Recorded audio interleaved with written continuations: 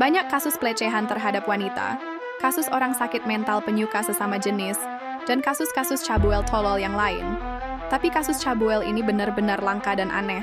Pada tahun 1986, sepasang remaja berusia lanjut dari pedesaan Xi'an mendatangi kantor polisi. Mereka melaporkan bahwa putri mereka, Qiuya, diperkosa hingga meninggal oleh ayah mertuanya, Wang Fugui. Mendengar itu, polisi langsung bergerak untuk menyelidiki. Namun, mereka mendapati fakta bahwa Qiuya sebenarnya tidak dibunuh, melainkan gantung diri. Di sana, Wang Fugui telah diikat oleh pasangan tua itu dan dipukuli hingga babak belur, bahkan mulutnya disumpal tisu toilet. Meski begitu, Wang bersikeras menolak mengakui bahwa ia telah memperkaos menantu perempuannya.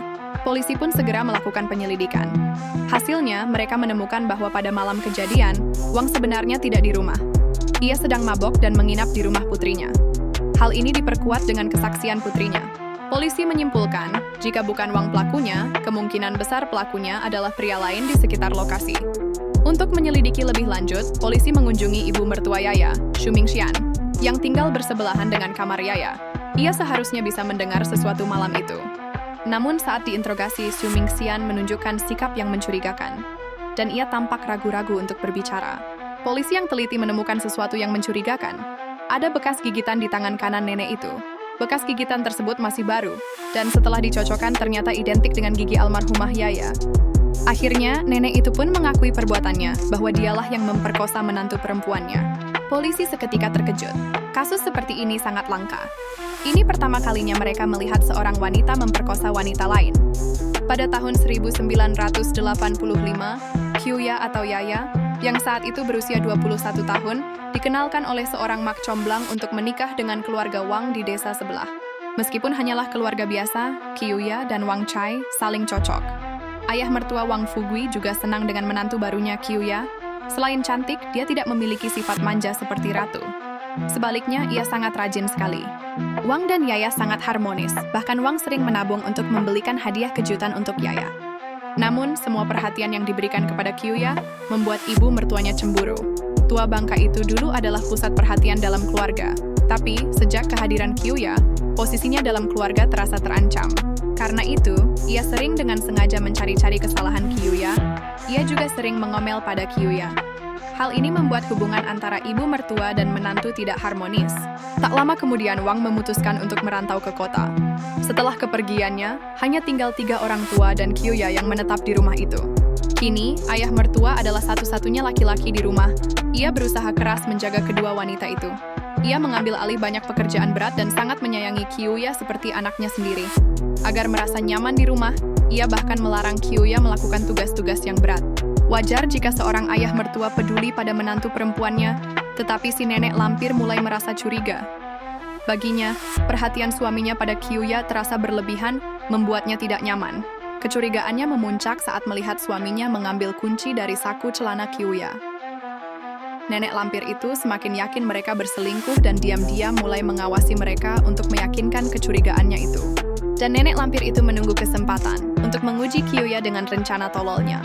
Akhirnya pada saat suaminya pergi mengunjungi anaknya yang lain, mak lampir menunggu Qiuya tertidur. Dengan hati-hati, ia mengganti pakaian dan topi yang biasa dikenakan oleh suaminya. Dengan niat jahat yang sudah direncanakannya, nenek lampir itu berpura-pura menjadi suaminya dan diam-diam memasuki kamar Qiuya. Ruangan gelap membuat Qiuya tidak bisa melihat pelaku dengan jelas.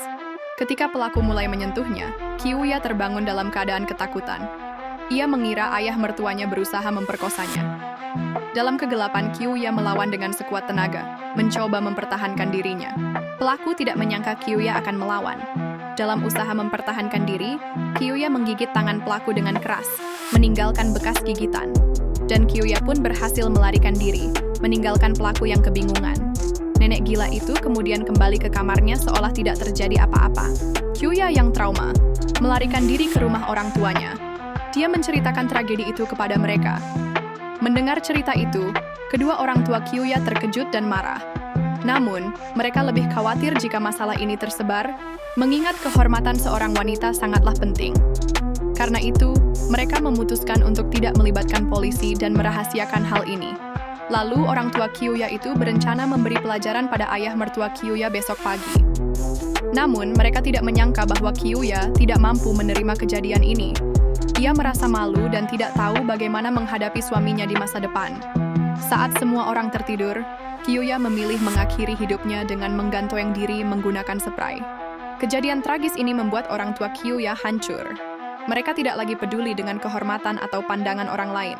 Bersama kerabat mereka mendatangi keluarga Wang dan langsung memukuli ayah mertua Kyu-ya hingga babak belur, lalu mengikatnya dan menyerahkannya pada polisi.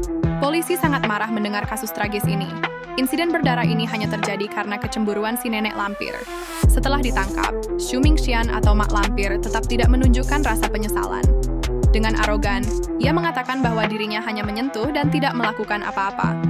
Selain itu, katanya, apa bedanya? Kita semua sama-sama wanita. Bunuh dirinya itu keputusannya sendiri, tak ada hubungannya denganku.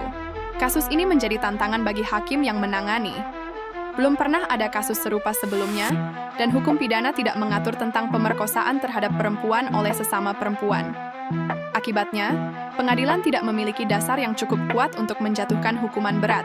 Akhirnya Xu Mingxian hanya dijatuhi hukuman penjara selama 7 tahun atas tuduhan tindakan yang menyebabkan ancaman kematian. Terima kasih telah menonton video ini.